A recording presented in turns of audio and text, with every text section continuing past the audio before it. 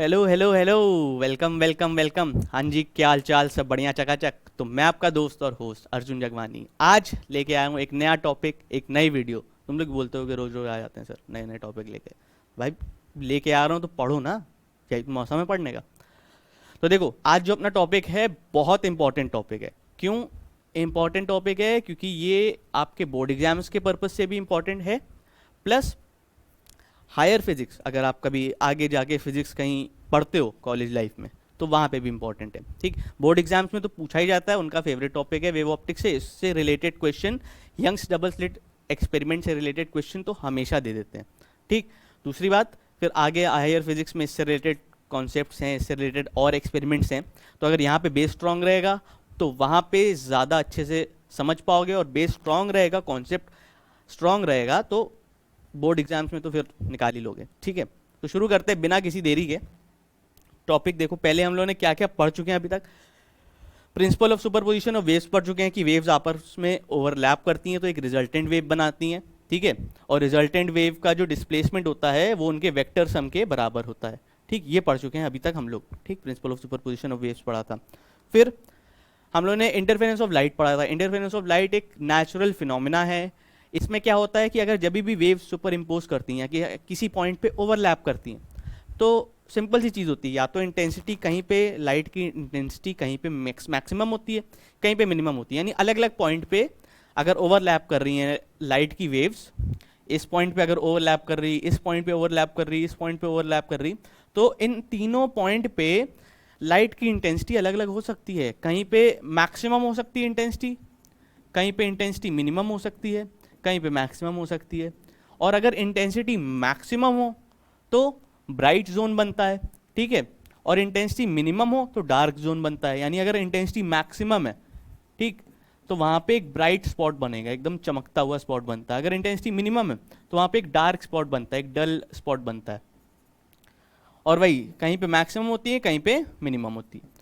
तो वही चीज़ है, इंटरफेरेंस एक फिनोमेना है। तो उससे अगर वेव सुपर इम्पोज हो रही तो कहीं पे मैक्सिमम, कहीं पे मिनिमम, कहीं पे ब्राइट, कहीं पे डार्क।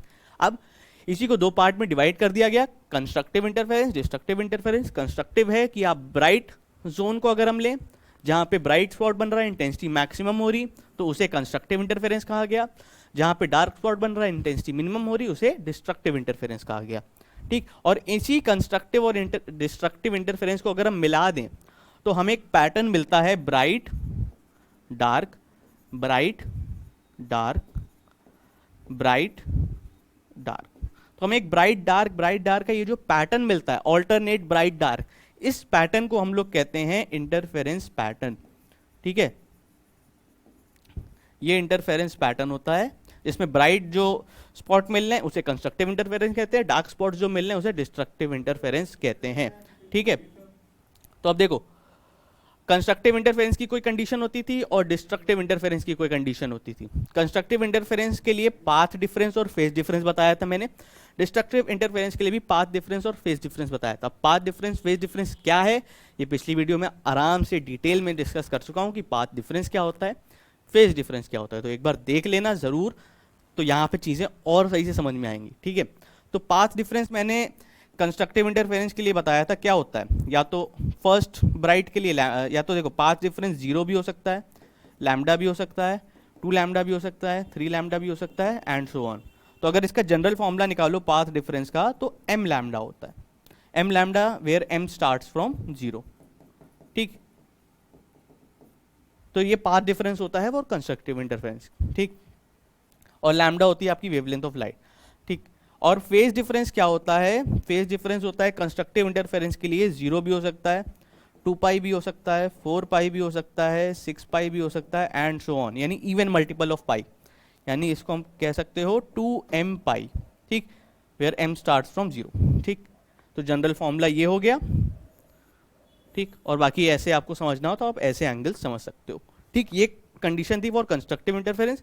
डिस्ट्रक्टिव के लिए कंडीशन थी पाथ डिफरेंस की। पाथ डिफरेंस डिस्ट्रक्टिव के लिए होता है lambda by 2, 3 lambda by 2, 5 lambda by 2, and so on. यानी इसको आप ऐसे लिख सकते हो, path difference equals n minus 1/2 lambda by 2। ठीक, ये जनरल फॉर्मूला है। ठीक, अगर आपको ये चीज़ें याद है तो आप जनरल फॉर्मूला अपने आप बना सकते हो, या जनरल फॉर्मूला याद है तो ये चीज़ें अपने आप बना सकते हो, वेयर n स्टार्ट्स फ्रॉम 1। ठीक है, n 0 से नहीं स्टार्ट होता है, इसमें इसमें 1 से होता है। और फेज डिफरेंस का फॉर्मूला होता था, फेज डिफरेंस डार्क जोन के लिए क्या होता था, फेज डिफरेंस होता था पाई, 3 पाई, 5 पाई, 7 पाई, ठीक, एंड सो ऑन, मतलब ऑड मल्टीपल ऑफ पाई। इसका जनरल फॉर्मूला लिख सकते हो हाँ दिख रहा है ना, हाँ, तो ये हो जाएगा 2n माइनस 1 पाई। ठीक, तो ये जनरल फॉर्मूला है। ठीक, तो ये कंडीशन थी कंस्ट्रक्टिव और डिस्ट्रक्टिव इंटरफेरेंस के लिए। ये जो फेज डिफरेंस होता था ये कहाँ से आता था, ये क्या चीज़ें होती थी, ये सब चीज़ें मैं पिछली वीडियो में बता चुका हूँ।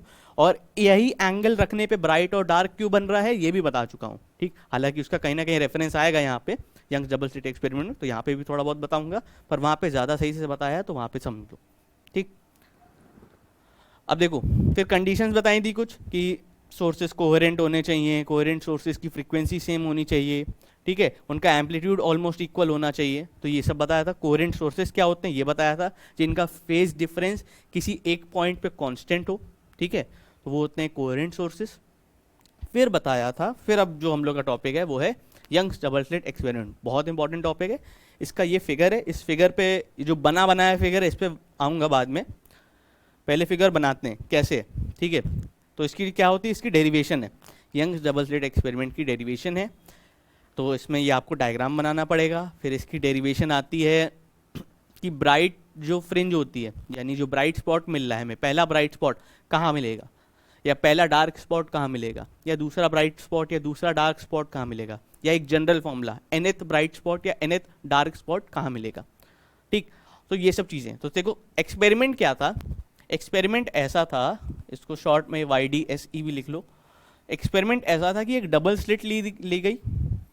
अब स्लिट क्या होता है, स्लिट कुछ नहीं, एक छोटा सा गैप है, ठीक है, एक होल भी नहीं कहूँगा, होल से भी एक छोटा सा गैप, ठीक है, समझ लो एक पेपर पिन होती है, पेपर पिन देखी होगी बहुत पतली होती है, तो उस पेपर पिन की विड्थ जितना गैप होता है एक स्लिट, समझ लो इतना सा गैप, बहुत पतला गैप। ठीक, यहाँ पे तो बहुत वाइड लग रहा है गैप, पर इससे भी बहुत पतला होता है, ठीक, मिलीमीटर्स में होता है। तो एक स्लिट होती है वो, ठीक, स्लिट मतलब सिंपली एक गैप होता है, और उस गैप बहुत पतला होता है, कितना पतला,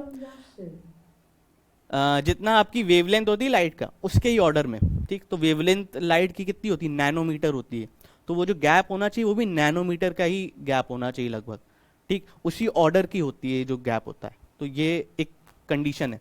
ठीक, तो अब देखो क्या होता है, एक सोर्स ऑफ लाइट है मेरे पास, ठीक, यहाँ से लाइट निकल रही है, ठीक, और यहाँ पे मेरे पास स्लिट्स रखी हैं, ठीक, 2 स्लिट हैं।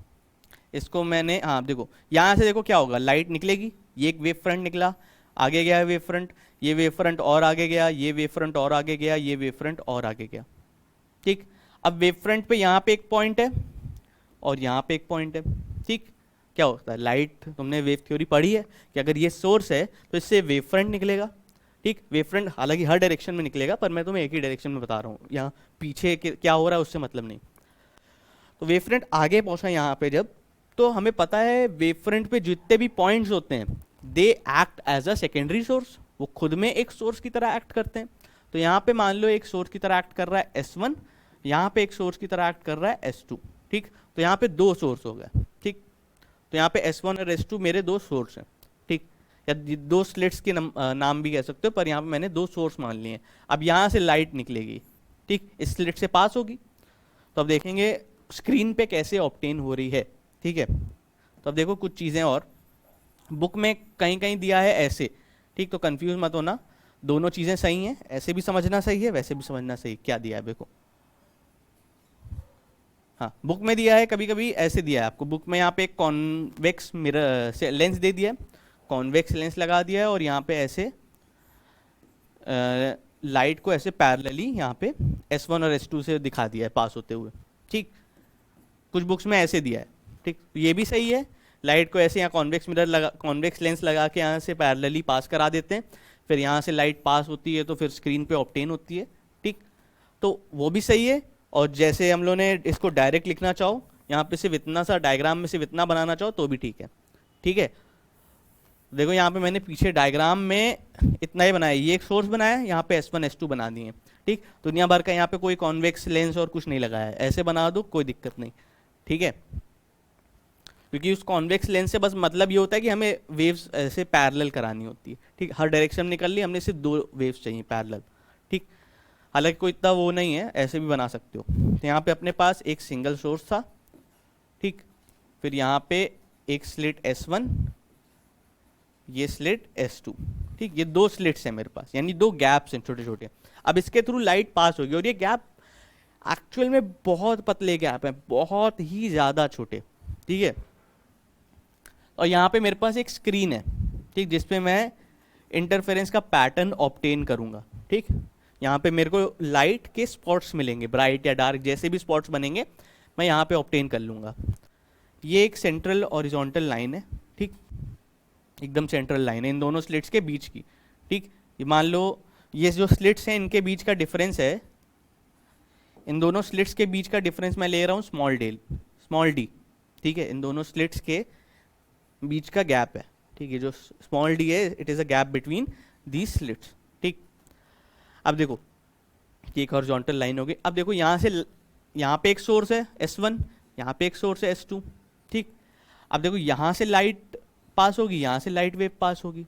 ठीक, तो सबसे पहले निकालते हैं कि अगर लाइट वेव यहाँ पे पहुँच रही है, ठीक, यहाँ पे नेमिंग क्या ली, ओली। ठीक, अगर लाइट वेव यहाँ पहुँच रही, ठीक ठीक, हाँ, अगर लाइट वेव यहाँ से निकल के यहाँ पहुँच रही, इस सोर्स से S1 से निकल के यहाँ पहुँच रही और S2 से निकल के यहाँ पहुँच रही, तो यहाँ पे ब्राइट बनेगा, डार्क बनेगा, क्या बनेगा? तो देखो यहाँ पे आराम से समझो, ये सोर्स S1 है। ठीक, ये डिस्टेंस याद रखना, ये पूरी डिस्टेंस D है और ये मैंने मिड पॉइंट से लिया है। ठीक, तो यानी ये इतना गैप इक्वल है और ये गैप इक्वल है, दोनों गैप आपस में इक्वल है। ठीक, तो ये 2 बातें ध्यान में रखना। ठीक, तो अब देखो यहाँ से अगर लाइट वेव निकली, यहाँ पहुँची, ठीक, और यहाँ से एक लाइट वेव निकली, यहाँ पहुँची, तो अगर ये दोनों गैप बराबर हैं, ठीक, तो ये भी सेम डिस्टेंस ट्रैवल करेगी और ये भी सेम डिस्टेंस ट्रैवल करेगी। ठीक है, दोनों एक्चुअली में डिस्टेंस तो सेम ट्रैवल करेंगी ना। अब देखो ये भी सेम गैप की दूरी पे, ये भी सेम गैप की दूरी पे, तो दोनों सेम डिस्टेंस ट्रैवल करेंगी यहाँ तक। ऐसा समझो, ये है मेरा पॉइंट, ये S1 है मेरा 2 सेंटीमीटर ऊपर और S2 है मेरा 2 सेंटीमीटर नीचे, तो ये भी सेम डिस्टेंस ट्रैवल करेगी, ये भी सेम डिस्टेंस ट्रैवल करेगी। टेक्निकली ये एक राइट एंगल ट्राइंगल हो गया, ये साइड कॉमन है, ये दोनों साइड इक्वल है, तो ये साइड भी इक्वल होगी। ठीक है, तो ये जो दोनों डिस्टेंस ट्रैवल कर रहे हैं, दोनों सेम डिस्टेंस ट्रैवल कर रहे हैं। अगर ये x ट्रैवल कर रहा है तो ये भी x डिस्टेंस ट्रैवल कर रहा है। तो अब तुम बताओ पाथ डिफरेंस कितना होगा दोनों के बीच? दोनों के बीच में पाथ डिफरेंस क्या होता है? पाथ डिफरेंस होता है कि दोनों ने कितना डिस्टेंस ट्रैवल किया है। ठीक, पाथ डिफरेंस होता है कि दोनों वेव्स ने कितना डिस्टेंस ट्रैवल किया। अब देखो दोनों वेव्स का डिफरेंस निकालो, इसने x डिस्टेंस ट्रैवल किया, इसने x डिस्टेंस ट्रैवल किया, तो ये हो जाएगा x minus x, path difference हो जाएगा 0। ठीक है, ये तो तुम्हें पता है कि किसी ने एक्स्ट्रा डिस्टेंस नहीं चला। पाथ डिफरेंस क्या होता है कि एक वेव ने कम डिस्टेंस चला, एक वेव ने ज़्यादा डिस्टेंस चला, तो एक्स्ट्रा डिस्टेंस कितना चला, तो पाथ डिफरेंस वो होता है। तो यहाँ पे किसी वेव ने ज़्यादा डिस्टेंस नहीं चला, तो पाथ डिफरेंस हो गया 0। अब ये चीज़ याद रखना। ठीक, पाथ डिफरेंस से हम लोग फेज डिफरेंस निकालते थे, याद करो फॉर्मूला होता था पाथ डिफरेंस और फेज डिफरेंस का। तो पाथ डिफरेंस और फेज डिफरेंस के बीच में फॉर्मूला होता था, वो होता था path difference equals lambda upon 2 पाई फाई। ठीक है, अब पाथ डिफरेंस तो 0 हो गया। ठीक, तो फेज डिफरेंस भी 0 हो जाएगा। भाई जाहिर सी बात है, पाथ डिफरेंस की जगह 0 रखो, बाकी सारी वैल्यू उधर ट्रांसपोज कर दो, तो फाई की वैल्यू 0 आ जाएगी। ठीक, तो फेज डिफरेंस भी 0 आ रहा। ठीक, फेज डिफरेंस 0 आ रहा। देखो पाथ डिफरेंस 0 है तो फेज डिफरेंस 0 है। अब एक बात ध्यान रखो, इंटेंसिटी ऑफ लाइट होती थी, फॉर्मूला होता था I equals I1 plus I2 plus 2 under root I1 I2 cos phi. मैंने बताया था ना यहाँ पे cos फाई का बहुत इंपॉर्टेंट रोल है। तो cos फाई अगर यहाँ पे फाई जीरो है, ठीक, फाई सेंट्रल पॉइंट के लिए फाई जीरो है, तो cos फाई क्या होगा, 1 होगा। और ये क्या होती है, मैक्सिमम वैल्यू होती है cos फाई की। अगर ये cos फाई की मैक्सिमम वैल्यू है तो यहाँ पे इंटेंसिटी की वैल्यू क्या होगी, मैक्सिमम होगी, ठीक है, क्योंकि cos फाई मैक्सिमम है, ठीक। तो cos फाई मैक्सिमम है तो इंटेंसिटी मैक्सिमम होगी, ठीक। और इंटेंसिटी मैक्सिमम होगी तो ब्राइट स्पॉट मिलेगा, ठीक है। आप क्रोनोलॉजी समझिए, ठीक है। क्रोनोलॉजी देखो क्या है, मैंने देखा दोनों सोर्सेस इक्वल डिस्टेंस पे हैं, ठीक है, और यहाँ अंधेरा छा गया है पूरा। हाँ, क्या अभी तक आएगी नहीं? ना? मिलते हैं एक छोटे से ब्रेक के बाद। हाँ जी, तो स्वागत है वापस आपका एक ब्रेक के बाद। तो देखो कहाँ पूरा मोमेंटम चला गया यार। हाँ देखो, मैं क्या बता रहा था, मैं बता रहा था कि अगर दोनों सोर्सेस, ठीक, यहाँ से डिस्टेंस बराबर है, यहाँ से डिस्टेंस बराबर है, दोनों सोर्सेज इस सेंट्रल पॉइंट पे आते हैं, तो पाथ डिफरेंस जीरो हो जाता है, क्योंकि दोनों ने सेम डिस्टेंस ट्रैवल किया है, ठीक। तो path difference zero, path difference zero, तो भाई फेज डिफरेंस जीरो। मैंने पाथ डिफरेंस और फेज डिफरेंस के बीच में रिलेशन बताया है, ठीक। मैंने कहा था ये रिलेशन इंपॉर्टेंट है, याद कर लेना, ठीक। अब तुम अगर पिछली वीडियो देखी होगे तो मैं वहां पे पाथ डिफरेंस को डेल्टा एक्स से डिनोट किया था, ठीक। डेल्टा एक्स डिनोशन सही है, आपकी बुक्स में भी डेल्टा एक्स दिया है, पर डेल्टा एक्स से डेरिवेशन में डिनोट मत करना, ठीक। क्यों ना करना, क्योंकि अभी कंफ्यूजन हो जाएगा लेटर्स का, लेटर्स के बीच में कंफ्यूजन हो जाएगा, क्योंकि एक्स से, एक्स तुम्हारी जो जा चुकी है वो वाली एक्स नहीं, एक्स से अभी हम लोग कुछ और डिनोट करेंगे, और डेल्टा एक्स से ही पार्ट डिफरेंस डिनोट करोगे तो बहुत कंफ्यूजन हो जाएगा, समझ लो। मतलब एक ही सिंबल से तुम दो दो चीजें डिनोट कर रहे हो तो वो कंफ्यूजिंग हो जाएगा। तो इसलिए मैं यहाँ पे पाथ डिफरेंस को एज इट इज लिख दे रहा हूँ, उसको मैं कोई सिंबल का नोटेशन नहीं दे रहा हूँ, ठीक। तो ये समझ जाना, इसलिए मैं बड़ा बड़ा बार बार लिख रहा हूँ पाथ डिफरेंस। पाथ डिफरेंस और फेज डिफरेंस के बीच में रिलेशन था, तो हमने पाथ डिफरेंस की वहां से फेज डिफरेंस की वैल्यू निकाली। फेज डिफरेंस मेरा आ गया फाई। अब ये जो एंगल होता है, अगर इंटेंसिटी वाला फॉर्मूला याद है तो ये इसमें फॉर्मूले में cos फाई आता है। अगर फाई जीरो है तो cos फाई 1 होगा, cos फाई 1 होगा तो मतलब cos फाई मैक्सिमम होगा, और अगर cos फाई मैक्सिमम होगा तो इंटेंसिटी मैक्सिमम होगी। तो यहाँ पे इस पॉइंट पे इंटेंसिटी क्या आई, मैक्सिमम आ रही है, और मैक्सिमम आती है तो क्या होता है, कंस्ट्रक्टिव इंटरफेरेंस। कंस्ट्रक्टिव इंटरफेरेंस मतलब ब्राइट स्पॉट।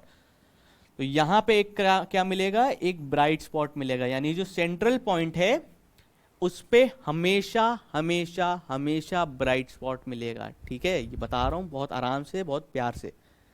इंटरफेरेंस के पैटर्न में जो सेंट्रल स्पॉट है, जो सेंट्रल पॉइंट है, उस पे हमेशा ब्राइट मिलेगा। इसे सेंट्रल मैक्सिमा भी कहते हैं, ठीक। इसे क्या कहते हैं, सेंट्रल ब्राइट भी कहते हैं या सेंट्रल मैक्सिमा भी कहते हैं। मैक्सिमा यानी मैक्सिमम इंटेंसिटी वाली पॉइंट, ठीक, या सेंट्रल ब्राइट, ठीक। या फिर एक और टर्म है, और जीरोथ ब्राइट। जीरोथ ब्राइट क्यों, क्योंकि ये सेंट्रल ब्राइट होती है, ठीक। फिर इसके ऊपर कहीं पे ब्राइट मिली, मतलब इसके ऊपर कहीं पे कोई ब्राइट मिली, जाहिर सी बात है ना, ऑल्टरनेट ब्राइट डार्क मिलेगा, ब्राइट के बाद डार्क मिलेगा, डार्क के बाद एक और ब्राइट मिलेगी। तो इसके ऊपर जो भी पहली ब्राइट मिलती है उसे हम लोग फर्स्ट ब्राइट कहते हैं, और इसके नीचे जो पहली ब्राइट मिलती है उसे भी फर्स्ट ब्राइट कहते हैं, ठीक। फिर इसके ऊपर एक और ब्राइट मिलेगी, उसे सेकंड ब्राइट करेंगे, उसे उसके ऊपर एक और ब्राइट मिलेगी, उसे थर्ड ब्राइट कहेंगे, ठीक। फिर इसके यहाँ पे इसके नीचे एक और ब्राइट फ्रिंज मिली या एक और ब्राइट जोन मिला तो उसे सेकंड ब्राइट जोन कहेंगे। इसके नीचे एक और ब्राइट जोन मिला तो उसे थर्ड ब्राइट जोन कहेंगे। तो ये तरह का इंटरफेरेंस पैटर्न बनता है। ये ब्राइट मिलता है, इसके बीच में डार्क, ये ब्राइट, फिर इसके बीच में डार्क, फिर ये ब्राइट, सेकेंड ब्राइट, फिर इसके बीच में डार्क, ठीक। तो ऐसे पैटर्न मिलता है, इसे सेंट्रल ब्राइट कहते हैं। इसके ऊपर जो मिली उसे फर्स्ट ब्राइट कहते हैं, इसके ऊपर जो मिली उसे सेकेंड ब्राइट कहते हैं, उसके ऊपर थर्ड ब्राइट, फोर्थ ब्राइट, ऐसे करते एन तक चला जा सकता है, ठीक है। तो फर्स्ट ब्राइट मिल सकती है, एनथ ब्राइट, फिफ्थ ब्राइट मिल सकती है, एनथ ब्राइट कहाँ मिलेगी, ठीक। तो यही डेरिवेशन निकालना है अपने को क्या निकालना है कि जो फर्स्ट ब्राइट है ये अपने को कितनी दूरी पे मिल रही है सेंट्रल मैक्सिमा से। देखो निकालना क्या है, डेरिवेशन क्या है, डायग्राम क्या है, वो तो मैं बता ही दूंगा। डायग्राम और डेरिवेशन हम क्यों निकालना है ये समझो। हमें ये पता चल गया कि सेंट्रल ब्राइट कहाँ मिलेगी, बीच में मिलेगी, ये हमें पता है। ठीक, तो अब इससे ऊपर पहली ब्राइट सेंटर से ऊपर कितने डिस्टेंस पे मिलेगी या सेंटर से नीचे कितने डिस्टेंस पे मिलेगी, समझ रहे हो? कि मान लो ये मेरे पास पैटर्न मेरे पास ऐसा मिल रहा है। ठीक, यहाँ पे थोड़ा सा मिटा दे रहा हूँ। मान लो मेरे को सेंट्रल ब्राइट मिल रही है यहाँ पे। ठीक, ये मेरे को सेंट्रल ब्राइट मिल रही, तो मेरे को निकालना है कि मेरे को फर्स्ट ब्राइट जो है, जो मेरी फर्स्ट ब्राइट होगी, वो कितने डिस्टेंस की दूरी पे मिलेगी सेंटर से। तो मान लो मेरे को फर्स्ट ब्राइट मिल रही यहाँ पे, तो मेरे को ये डिस्टेंस निकालना है। इस डिस्टेंस को मैं लूंगा x। ठीक, x क्या लूंगा 1। x1 क्यों? क्योंकि फर्स्ट ब्राइट है मेरी। तो फर्स्ट ब्राइट की डिस्टेंस, और डिस्टेंस कहाँ से, सेंटर से नापते हैं। ठीक है, ये समझना जरूरी है कि ये जो हम फर्स्ट ब्राइट का डिस्टेंस निकाल रहे हैं, ये हम सेंटर से कैलकुलेट कर रहे हैं। और जितना डिस्टेंस फर्स्ट ब्राइट का ऊपर की ओर होगा, उतना ही डिस्टेंस फर्स्ट ब्राइट का नीचे की ओर भी होगा। ठीक है, मतलब समझ रहे हो? जितनी दूरी पे फर्स्ट ब्राइट यहाँ ऊपर जितनी दूरी बना रही होगी, नीचे भी उतनी दूरी बना रही होगी। अगर ऊपर डिस्टेंस x1 है, नीचे भी डिस्टेंस x1 ही होगा। ठीक, और वही चीज सेकंड ब्राइट अगर निकालनी हो सेंटर से सेकंड ब्राइट निकालनी हो तो किस तरह डिस्टेंस पे बनेगी, x2। ठीक, नीचे भी वही सेम x2। ठीक, तो यहाँ पे मैं एक ही के लिए करूंगा, मैं ऊपर के लिए ही निकालूंगा फॉर्मूला, नीचे के लिए सेम रहेगा। ठीक है, ऊपर नीचे वही चीज़ है, सेम है। ठीक, सेम ही डिस्टेंस होता है, ऊपर जितना डिस्टेंस होगा नीचे भी उतना ही डिस्टेंस होगा। ठीक, तो ऊपर के लिए निकालूंगा, नीचे के लिए समझ जाना अपने आप ही। ठीक, ऐसे ही थर्ड ब्राइट के लिए x3 हो जाएगा डिस्टेंस, फोर्थ के लिए x4, 5 के लिए x5। तो यहाँ पे जो x है मैं इसलिए डिनोट कर रहा हूँ। ठीक, यहाँ पे समझ गए होगे मेरे को निकालना क्या है। मेरे को ये डिस्टेंस निकालनी है सेंटर ब्राइट से फर्स्ट ब्राइट या सेकंड ब्राइट तक डिस्टेंस क्या निकालेगी। सिर्फ ब्राइट की ही नहीं, डार्क की भी निकाल सकते हो। तुम्हें फर्स्ट डार्क चाहिए तो सेंटर से कितने डिस्टेंस की दूरी पे फर्स्ट डार्क मिलेगी, या सेकंड डार्क चाहिए, यहाँ पे क्या होगा, डार्क होगा, तो सेकंड डार्क सेंटर से कितनी दूरी पे मिल रहा है, उसे सेकंड डार्क कहेंगे। थर्ड डार्क वो सेंटर से कितनी दूरी पे मिल रहा है, उसे थर्ड डार्क का डिस्टेंस कहेंगे। तो दोनों निकालना है। ठीक है, तो बेसिकली सेंटर ब्राइट से सेंट्रल मैक्सिमा से ऊपर और नीचे कितनी दूरी पे हमें ब्राइट या डार्क मिलेगा वो निकालना है। ठीक है, तुम्हें इंटरफेरेंस पैटर्न तो पता ही है ना, कि ब्राइट होता है, फिर डार्क, फिर ब्राइट, फिर डार्क, फिर ब्राइट, फिर डार्क, फिर ब्राइट, फिर डार्क। तो मान लो अगर ये सेंट्रल ब्राइट है, ठीक, तो सेंट्रल ब्राइट से डार्क कितनी दूरी पे है, पहला डार्क कितनी दूरी पे है, दूसरा डार्क कितनी दूरी पे, ये निकालना है। सेंट्रल ब्राइट से पहला ब्राइट कितनी दूरी पे या दूसरा ब्राइट कितनी दूरी पे, ये निकालना है। यही सब चीज़ें का फॉर्मूला निकालना है बेसिकली। ठीक है, तो मेरे ख्याल से डेरिवेशन में करना क्या है ये समझ गए। अब डेरिवेशन देखते हैं, उसमें डायग्राम देखते हैं। तो मैंने तुम्हें क्या बताया, ये दो सोर्सेज से यहाँ पे आई तो यहाँ पे ब्राइट मिला। क्यों ब्राइट मिला? क्योंकि पाथ डिफरेंस जीरो है, फेज डिफरेंस जीरो है। और path difference phase difference zero होता है तो तुम्हें पता है कंस्ट्रक्टिव इंटरफेरेंस होता है और ब्राइट जोन मिलता है। पाथ डिफरेंस जीरो या फेज डिफरेंस जीरो तो कंस्ट्रक्टिव इंटरफेरेंस। ठीक, तो यहाँ पे ब्राइट मिलता है। ठीक है, अब देखो जनरल किसी एक पॉइंट के लिए निकालते हैं। हमें पता है सेंटर पे हमेशा ब्राइट मिलेगा, तो अब कोई जनरल पॉइंट के लिए निकालते हैं। ठीक, तो कोई जनरल पॉइंट के लिए निकालते हैं। देखो क्या करना है, अब तुम्हारी एक्चुअल डेरिवेशन स्टार्ट होगी। ये तो मेरा कॉन्टेक्स्ट देना जरूरी था, वरना तुम्हें पता नहीं चलता कि सेंटर पे ब्राइट बन रही कि क्या बन रही। तो हमें डिस्टेंस निकालना किससे, क्या कहानी है। ठीक, ये बनाओगे सोर्स, ये दोनों बनाओगे स्लिट्स। ठीक, इस सोर्स को यहाँ रखो बीच में थोड़ा। ठीक, यहाँ पे है तुम्हारी स्क्रीन जिस पे इंटरफेरेंस पैटर्न ऑब्टेन होगा। यहाँ पे मिल रही है तुम्हें सेंट्रल ब्राइट। ठीक, यहाँ पे क्या मिल रही है, सेंट्रल ब्राइट। ठीक, सेंट्रल ब्राइट यहाँ पे मिल रही है। ठीक, ये स्लिट है S1, ये स्लिट है S2। ठीक, ये स्लिट के बीच का डिस्टेंस है स्मॉल d। ठीक, small d is the distance between the slits. देखो जरा इसमें दिख रहा है, हाँ दिख रहा है। ठीक, small d is the distance between slits. ठीक, अभी बाद में सब मेंशन कर दूंगा नाम। ठीक, अब मान लो हमें P पॉइंट पे निकालना है। ठीक, P पॉइंट पे है। अब ये नहीं पता P पॉइंट पे अभी की ब्राइट बन रहा है डार्क बन रहा है, मुझे नहीं मालूम। जनरल P पॉइंट ले लिया है, इस पे कुछ भी बन सकता है, ब्राइट भी बन सकता है, डार्क भी बन सकता है। ठीक, तो यहां से यहां तक की डिस्टेंस ले लेते हैं। ठीक, इसे ले लिया x। ठीक, मान लो यहाँ पे हमें कोई फर्स्ट ब्राइट मिलेगा या फर्स्ट डार्क मिलेगा, कुछ भी कोई मिल रहा है, तो हमने बेसिकली इसका डिस्टेंस x मान लिया, समझ लो। ठीक, देखो अब यहाँ से एक वेव जाएगी यहाँ तक, ठीक, एक वेव यहाँ से ट्रैवल करेगी यहाँ तक। वेव बनाने की जरूरत नहीं है, एक सिंपल सी लाइन बना देना, ठीक, क्योंकि वेव का वेवलेंथ बहुत छोटी होती है, इसलिए वो एक लाइन ही लगती है। ठीक है, समझ लो। अब वेव की वेवलेंथ बहुत छोटी है, ठीक, अब देखो मैंने ये वेव बनाई है, पर दूर से देखो तो एक स्ट्रेट लाइन लगेगी, ठीक, तो इसलिए ये, और ये जो डिस्टेंस है, ये कैपिटल डी एक डिस्टेंस है, ठीक, ये जो कैपिटल डी डिस्टेंस है ये बहुत बहुत ज़्यादा होना चाहिए, मतलब ऐसा नहीं कि 2 किलोमीटर हो, पर फिर भी एक बहुत ही अच्छा खासा डिस्टेंस, यानी 1-2 मीटर का डिस्टेंस होना चाहिए। ठीक, क्यों? ये जो गैप होना चाहिए, distance between screen and slits should be larger enough. Larger enough क्यों होना चाहिए? क्योंकि तभी हमारी काफ़ी कुछ एजम्पशंस यहाँ पे लेंगे तो वो वैलिड होंगे, तभी ये हम पैटर्न देख पाएंगे। ठीक है, अगर बहुत पास होगा तो हम पैटर्न सही से विजिबल नहीं होंगे, ओवरलैप करेंगे पैटर्न्स। ठीक है, तो पैटर्न को क्लियरली विजिबल करने के लिए ये जो डिस्टेंस होना चाहिए, capital d, distance between slits and screen और स्लिट के बीच का जो डिस्टेंस होना चाहिए बहुत ज़्यादा होना चाहिए, जो कैपिटल डी होना चाहिए should be very very greater. ठीक है,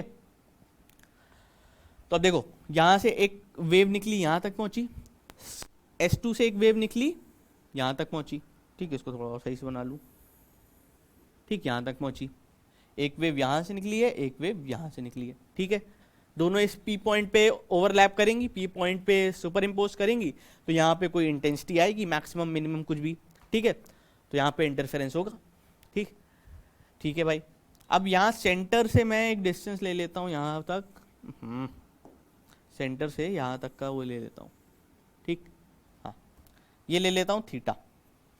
ठीक, थीटा बेसिकली मेरे को एंगुलर पोजीशन बता रही है, ठीक है, एक्स जो है मेरे को लीनियर पोजीशन बता रही है, पर थीटा जो है एंगुलर पोजीशन बता रही है, मतलब एक्स जो है मेरे को बता रही है कि कितने डिस्टेंस की दूरी पे मिलेगा मेरे को ये पी पॉइंट, है ना। एक्स क्या बता रहा है कि सेंट्रल ब्राइट से ये पी पॉइंट कितने डिस्टेंस की दूरी पे मिलेगा, एक्स ये बता रहा है। थीटा मेरे को क्या बता रहा है, सेंट्रल ब्राइट से मेरे को कितना एंगल ऊपर देखना पड़ेगा तो मेरे को पी मिलेगा। एंगुलर पोजीशन, थीटा हमेशा जो एंगल्स होते हैं एंगुलर पोजीशन बताने के लिए होते हैं, ठीक है। तो थीटा मेरे को बता रहा है, मान लो थीटा 30 डिग्री है, तो थीटा मेरे को कहना चाह रहा है कि भाई सेंट्रल ब्राइट अगर तुम्हारे हॉरिजॉन्टल के ठीक सामने है तो जो पी पॉइंट है तुम्हें 30 डिग्री ऊपर देखने को मिलेगा, समझ रहे हो, ये चीज़ है, ये लॉजिक है यहाँ पे थीटा बनाने का। ठीक, तो थीटा मेरे को ये बता रहा है सेंट्रल ब्राइट से ये जो पी पॉइंट है थीटा डिग्री ऊपर देखोगे तो पी पॉइंट दिखेगा। ठीक, तो ये ठीक है, ठीक, ये नोटेशन हो गया, पी हो गया, इस पॉइंट को ले ले रहा हूँ मैं सी। ठीक, अब देखो यहाँ पे मैं क्या करूँगा, S1 से यहाँ पे एक परपेंडिकुलर ड्रॉप करूँगा, S1 से इस दूसरी रे पे एक परपेंडिकुलर ड्रॉप कर रहा हूँ मैं। ठीक, ये परपेंडिकुलर ड्रॉप करी मैंने, ठीक, ये 90 डिग्री है। ठीक, समझ रहे होगे, दिख रहा होगा, ठीक, 90 नहीं दिख रहा होगा पर ठीक, ये 90 डिग्री है। ठीक, ठीक है, अब देखो क्या है, क्या इसमें करना क्या है। ठीक, देखो क्या हो रहा है, अब डेरिवेशन देखो, ये डायग्राम तुम्हारा यहाँ पे बन गया, नेमिंग सारी हो गई हैं। इस पॉइंट को नेम कर दो O, इस पॉइंट को P, इस पॉइंट को ले लो C, ये पॉइंट S1, ये पॉइंट S2, इस पॉइंट को ले लो A। ठीक है, इस पॉइंट को ले लो A, ये वाला पॉइंट। ठीक, और ये डिस्टेंस कैपिटल D हो जाएगा, distance between slits and screen, और स्मॉल d हो जाएगा गैप बिटवीन द स्लिट्स। ठीक है, तो ये सारी नेमिंग हो गई। अब बढ़ते हैं डेरिवेशन की ओर। ठीक, मेरे ख्याल से नेमिंग यही थी, हाँ, ये सारी नेमिंग है। अब देखो सबसे पहली चीज़ देखो, इस फिगर में देखो और इस फिगर में देखो, एक चीज़ का डिफरेंस आएगा। तुम ये फिगर एक बार देखो, पॉज करो स्क्रीन, फिर ये फिगर देखो और पॉज करो स्क्रीन, देखो तुम्हें एक डिफरेंस दिखेगा। क्या, मैंने यहाँ पे एक एंगल लिया है थीटा, यानी यहाँ पे भी लिया है। ठीक, बाकी जगह तो सब सेम है, मैंने यहाँ पे थीटा बनाया है। ठीक, तो सबसे पहले ये समझना जरूरी है थीटा कहाँ से आया।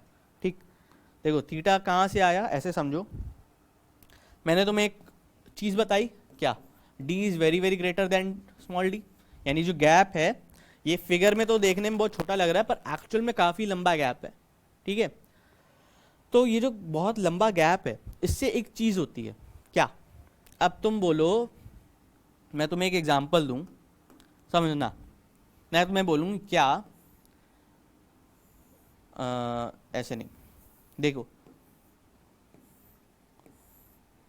अब मैं तुमसे पूछूं क्या ये तीनों लाइंस पैरेलल हैं, थोड़ा और सही से बना दूं, क्या ये तीनों लाइंस पैरेलल हैं, तुम कहोगे हाँ ये तीनों लाइन पैरेलल हैं भाई, बिल्कुल ठीक। पर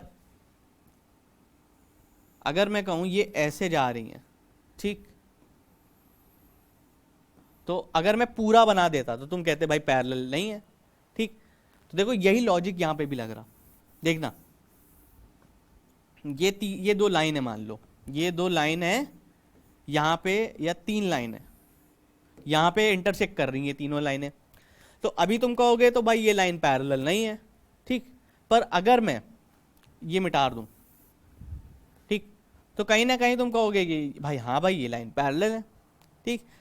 तो देखो ये लॉजिक क्या है कि अगर जो डिस्टेंस है बहुत ज़्यादा बड़ा होता है, ठीक, तो ये जो लाइंस हैं ये यहाँ पे इंटरसेक्ट कर रही हैं, ठीक, ये ऑलमोस्ट पैरेलल मानी जाती हैं, ठीक है, और ऑलमोस्ट पैरेलल हैं भी, ठीक है।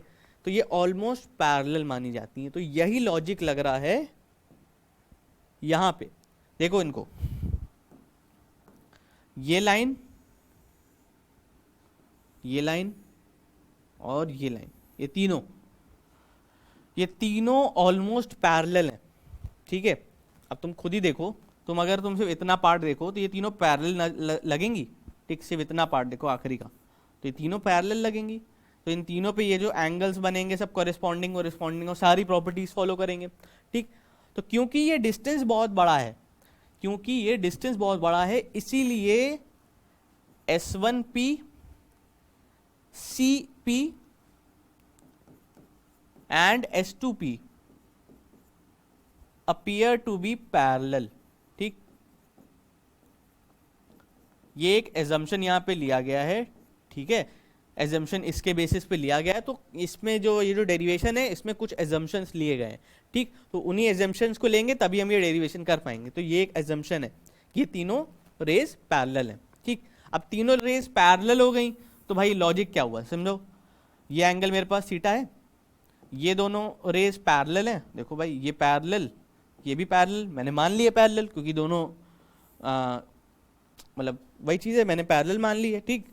ये दोनों अगर पैरेलल हैं तो ये एंगल थीटा है, तो अगर यहाँ पे हॉरिजॉन्टल से एंगल बनाओ ये एंगल भी थीटा होगा, जाहिर सी बात है, करस्पॉन्डिंग एंगल, दोनों रेस पैरेलल अब अपीयर कर रही हैं पैरेलल, तो ये एंगल थीटा तो ये भी एंगल थीटा, करस्पॉन्डिंग एंगल्स, ठीक। तो ये एंगल थीटा, तो अब देखो ये हॉरिजॉन्टल बनाया है मैंने, तो ये पूरा एंगल कितना 90, ये एंगल थीटा, ये एंगल 90, तो ये बचा हुआ एंगल क्या हो गया 90 माइनस थीटा, ठीक है। वही लॉजिक लग रहा है जो अभी हमने उसमें पढ़ा था वेव थ्योरी में, ठीक है, वेव थ्योरी में जब डेरिवेशन करा रहे थे तब यही सब पढ़ा था। तो देखो यहाँ पे देखो ये एंगल थीटा, यहाँ पे भी एंगल थीटा, ये पूरा एंगल 90, तो ये बचा हुआ एंगल कितना 90 माइनस थीटा, ठीक। जाहिर सी बात है ये 90 है, ये थीटा है, तो ये बचा हुआ एंगल क्या हो गया 90 माइनस थीटा, ठीक। तो अब इसे 90 माइनस थीटा दिमाग में रखना, ठीक। तो अब ये ट्राइंगल देखो S1 S2A, ये एंगल 90 मैंने बताया था यहाँ पे परपेंडिकुलर ड्रॉप करी है, तो ये एंगल 90 हो गया, ठीक। और ये एंगल मैंने कितना लिया है 90 माइनस थीटा, ठीक है, 90 माइनस थीटा आया ये एंगल, तो ये एंगल 90 माइनस थीटा, तो ये एंगल क्या हो गया बचा हुआ, ऑब्वियसली ये एंगल हो गया थीटा, ठीक। यही लॉजिक होता था उसमें भी, हमने law of reflection law of refraction वाली डेरिवेशन में देखा था, यही चीज़ आ रही थी, ऐसे ही हो रहा था, एक एंगल 90 एक एंगल 90 माइनस थीटा, तो बचा हुआ एंगल थीटा, ठीक। और इसको चाहो तो तुम एंगल सम प्रॉपर्टी से वेरीफाई भी कर सकते हो, ठीक है, ठीक है भाई, ठीक। तो ये आ गया, तो ये एंगल थीटा आ गया, ठीक। अब हमारी डेरिवेशन और डायग्राम कंप्लीट, डेरिवेशन शुरू करते हैं और डायग्राम कंप्लीट हो गया, ठीक। तो ये पूरा डायग्राम यहाँ पे थीटा मैंने ले लिया, ठीक। तो यहाँ पे एंगल हो जाएगा ये वाला थीटा, ठीक, ठीक है। अब डायग्राम कंप्लीट है हमारा। अब देखो पहला काम क्या करना है, पहले तुम्हें ट्राइंगल लेना है। कौन सा ट्राइंगल? S1 S2 A। कौन सा ट्राइंगल है ये? S1 S2 A एक ट्राइंगल लेना है। ठीक, सबसे पहले एक ट्राइंगल कंसिडर करो। कौन सा? ये वाला, ऐसे जो बन रहा है, ये 90 S1, अरे यार S1 S2, हाँ S1 S2 A, ये एक ट्राइंगल बन रहा है। ठीक, यहाँ पे। ठीक, तो इसको मैंने यहाँ बना दिया है। ये एंगल हो गया थीटा। अब in triangle S1 S2 A sine theta निकालो। साइन थीटा क्या हो जाएगा? परपेंडिकुलर अपॉन बे हाइपोटेन्यूज। साइन थीटा क्या होती है? Perpendicular upon hypotenuse. तो थीटा के लिए परपेंडिकुलर क्या है? S2A is the perpendicular and S1 S2 is the hypotenuse. तो S2A अपॉन S1 S2। ठीक, ये हो गया साइन थीटा। ठीक है, ठीक है भाई, साइन थीटा आ गया। ठीक है, ठीक है, हो गया काम। ठीक, ठीक है भाई, ये हो गया मेरे पास, ये एक पहला रिलेशन आ गया। ठीक, अब इसको दिमाग में रखना। बाकी अगली चीज देखो, अगला ट्राइंगल लेंगे। दूसरा ट्राइंगल कौन सा लेंगे? दूसरा ट्राइंगल लेंगे ये वाला, ट्राइंगल पी सी ओ। ठीक, ट्राइंगल पी सी ओ। अब देखो ये ट्राइंगल कैसा बन रहा है? ऐसा बन रहा है ना। ये एंगल देखो 90 है, हॉरिजॉन्टल से बनाया हुआ एंगल है। ये एंगल, ये पॉइंट P है, ये पॉइंट C है, ये पॉइंट O है। ये एंगल मैंने इनिशियली थीटा लिया था। ठीक है, यही ट्राइंगल बन रहा है यहाँ पे, देखो। ठीक, अब यहाँ पे tan थीटा अगर निकालो, tan थीटा, तो tan थीटा क्या होता है? Perpendicular upon base. तो परपेंडिकुलर क्या है यहाँ पे? ये PO, और बेस क्या है? CO। ठीक, तो यहाँ पे तुम्हारा tan थीटा आ जाएगा PO अपॉन CO। अब PO क्या है, CO क्या है, ये देखो। PO डिस्टेंस लिया था मैंने x, तो इसको सब्स्टिट्यूट कर दो x से। ठीक, और CO डिस्टेंस क्या है? गौर से देखना फिगर को। CO जो डिस्टेंस है वो है कैपिटल D, यानी distance between the slits and screen. ठीक, तो CO हो गया कैपिटल D, तो ये आ गया। ठीक, तो tan थीटा आ गया मेरे पास, sin थीटा आ गया। ठीक, ठीक है भाई, तो ये दोनों चीज़ें आ गई। डेरिवेशन का पहला स्टेप ही यही है। पहले ये सब थोड़े बहुत अजम्पशन लिख लेना। ठीक, लेट अस अज्यूम, ठीक, capital D is very very greater than D। ठीक, S1P CP S2P appear to be parallel. ठीक, ठीक, तो ये कुछ चीज़ें अजम्पशन कर लेना, ये डायग्राम बना लेना। फिर पहली चीज़ लिखना, पहली चीज़ आप ये ट्राइंगल वाली प्रॉपर्टीज लिखोगे, S1 S2 ट्राइंगल और S2 जो दोनों ट्राइंगल है। पहला ट्राइंगल लिखोगे in triangle S1 S2 A, फिर वहाँ पे साइन थीटा की वैल्यू लिख देना। साइन थीटा की वैल्यू क्या आई है? S2A upon S1 S2। ठीक, और S1 S2 देखो क्या है? S1 S2 अगर देखो, S1 S2 जो है वो किसका गैप है? स्मॉल d के बराबर है। तो S1 S2 को लिख सकते हो स्मॉल d के बराबर, तो ये हो जाएगा S2A अपॉन स्मॉल d। ठीक, ये चीज़ समझ में आ रही होगी कि S1 S2 है क्या। S1 S2 मैंने एक्चुअली में ये दिया था स्मॉल d। ठीक, तो S1 S2 की जगह स्मॉल d सब्स्टिट्यूट कर सकते हो। S2A क्या है ये अभी मैं बताऊंगा। ठीक, अगर अभी तुम्हें दिमाग में आ रहा है कि ये क्या है तो तुम सही ट्रैक पे हो गया। अगर देखना बाद में वेरीफाई करना कि क्या तुम अभी जो सोच रहे हो S1 S2 क्या है, सॉरी S2A, ये जो छोटा सा मैंने लिया है गैप, ये एक्चुअली में है क्या। अगर अभी सोच पा रहे हो, ठीक, तो ये जो सोच रहे हो ये देखना आखिरी में वेरीफाई करना कि क्या तुम्हारा आंसर सही था कि नहीं। ठीक, अभी मैं बताऊंगा S2A क्या है। ठीक, तो देखो यहाँ पे आया S2A अपॉन स्मॉल d, ये साइन थीटा आ गया। फिर हमने दूसरा ट्राइंगल लिया था इन ट्राइंगल PCO, दूसरा ट्राइंगल लिया था ये, इसमें tan थीटा निकाला था। tan थीटा इसमें क्या आ रहा था? x अपॉन कैपिटल D आ रहा था, तो यहाँ पे tan थीटा की वैल्यू लिख ली x अपॉन कैपिटल D। अब देखो सिंस ये जो डिस्टेंस है बहुत बड़ा है, ठीक, since distance is very very greater then small d, capital D is very very greater then small d, ये जो एंगल्स होंगे, ठीक, ये बहुत ज़्यादा, देखो क्या होगा, ये जो एंगल होगा इतना ज़्यादा कुछ फ़र्क नहीं आएगा एंगल्स में। ठीक, तो यानी यहाँ पे देखो अजम्पशन है, क्योंकि हमने ये सब अजम्पशंस लिए हैं, capital D is very very greater then small d, ये सब लाइंस पैरेलल ली हैं। ठीक है, तो यहाँ पे sine theta will be nearly equal to tan theta. ठीक है, तो यहाँ पे एजम्पशन आ जाएगा sine theta is nearly equal to tan theta. ये भी एक एजम्पशन है जो कि ज़रूरी है। तो यहाँ पे इन दोनों को इक्वल कर दो। ये स्टेप बहुत इंपॉर्टेंट है, बहुत बच्चे डेरिवेशन में ये स्टेप भूल जाते हैं, तो डेरिवेशन आगे की कंप्लीट नहीं कर पाते हैं। ठीक, तो याद रखना इंपॉर्टेंट स्टेप है। तो ये दोनों इक्वेट कर दो, ये हो जाएगा S2A upon D equals x upon D. ठीक, अब एक बार रिवाइज कर लो क्या क्या सिंबल किस चीज़ को डिनोट कर रहा है। Small d separation between slits है, capital d distance between screen and slits है, जो बड़ा वाला डिस्टेंस था। ठीक, x है हमारी पोजीशन कि सेंट्रल ब्राइट से ये P पॉइंट कहाँ मिल रहा है। ठीक, x है हमारी पोजीशन, सेंट्रल ब्राइट से P पॉइंट कहाँ मिल रहा है। अब बात आती है कि S2A क्या है। ठीक, तो अब तुम खुद देखो, ये S1 से जो लाइट चली वो यहाँ तक पहुँची, S2 से जो लाइट चली वो यहाँ तक पहुँची। तो देखो ये जो डिस्टेंस है, जो यहाँ से जो लाइट चल रही है वो इतना डिस्टेंस एक्स्ट्रा ट्रैवल कर रही। अब देखो ये दो लाइन्स हैं। ठीक, अब देखो ये दोनों लाइन ऑलमोस्ट पैरेलल हैं, जैसे ये दोनों ऑलमोस्ट पैरेलल हैं तो ये दोनों भी ऑलमोस्ट पैरेलल हैं।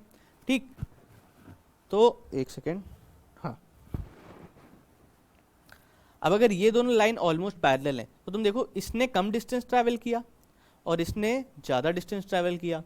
तो अगर मैं यहाँ से इस पर एक परपेंडिकुलर गिरा दूँ और इतना ये गैप निकाल लूँ तो मुझे पता चल जाएगा ये सेकेंड रे ने कितना डिस्टेंस एक्स्ट्रा ट्रैवल किया।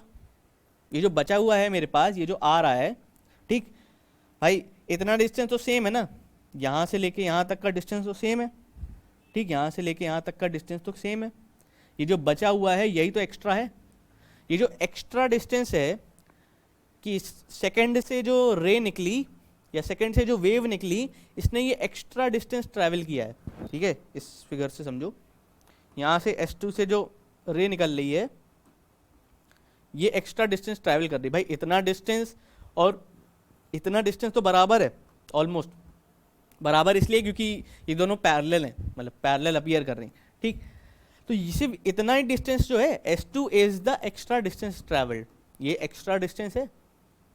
ठीक, और एक्स्ट्रा डिस्टेंस जो होता है वो एक्चुअली में क्या होता है, पाथ डिफरेंस तो ये होता है। इसका पाथ S1P है, इसका पाथ S2P है, S2A जो है ये एक्स्ट्रा पाथ है, तो S2A क्या हो जाएगा भाई, पाथ डिफरेंस हो जाएगा। ठीक है, ये बात ध्यान में रखने वाली है। S2A है क्या, पाथ डिफरेंस।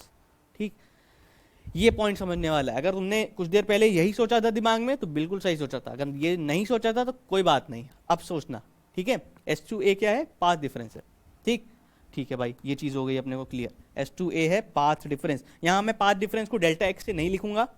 ठीक, डेल्टा एक्स से नहीं लिखूंगा, उसका रीजन मैंने बता दिया कि कन्फ्यूजन आएगी। यहाँ से एक्स से मैंने कुछ और सब्स्टिट्यूट किया है, डेल्टा एक्स लिख रहा हूँ तो कन्फ्यूजन हो जाएगी। ठीक, तो यहाँ पे पाथ डिफरेंस हो जाएगा, तो पाथ डिफरेंस। ठीक, इसको मैं लेफ्ट साइड पे रखता हूँ S2A को, बाकी सबको राइट साइड पे भेज देता हूँ। तो स्मॉल d चला जाएगा राइट हैंड साइड पे, आ जाएगा formula XD upon capital D। ये मेरे पास एक जनरल फॉर्मूला आ गया इस P पॉइंट पे पाथ डिफरेंस निकालने का। मेरे को इस P पॉइंट पे पाथ डिफरेंस मिल गया है ना। अब मेरे को P पॉइंट पे इन दोनों वेव्स का पाथ डिफरेंस मिल गया। P पॉइंट एक जनरल पॉइंट है। ठीक, मैंने बताया नहीं था इसमें ब्राइट बन रही डार्क बन रही, मुझे नहीं पता। ठीक, एक जनरल पॉइंट है। अब इस पे पाथ डिफरेंस मेरे को मिल गया, तो अब मैं निकाल सकता हूं कि मेरे को ब्राइट अगर मिल रही होगी तो कितने डिस्टेंस पे मिलेगी, डार्क मिल रही होगी तो वो कितने डिस्टेंस पे मिलेगी। कैसे, देखो अब यहाँ तक तुम्हारी आधी डेरिवेशन कंप्लीट हो गई।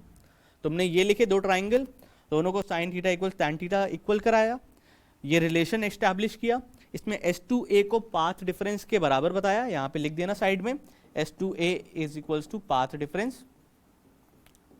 ठीक, तुमने ये एस्टैब्लिश किया, फिर तुमने ये रिलेशन एस्टैब्लिश कर दिया। तो ये जब फॉर्मूला आ गया, ये तुम्हारा जनरल डेरिवेशन यहाँ तुम्हारी आधी कंप्लीट हुई है। अब तुम्हें एग्जाम में पूछ लिया जाएगा कि ब्राइट के लिए फॉर्मूला निकालो या डार्क के लिए फॉर्मूला निकालो। ठीक है, nth ब्राइट फ्रिंज के लिए पोजीशन का डिस्टेंस निकालो या nth डार्क फ्रिंज की पोजीशन का डिस्टेंस निकालो, कुछ भी आ सकता है या दोनों पूछा जा सकता है।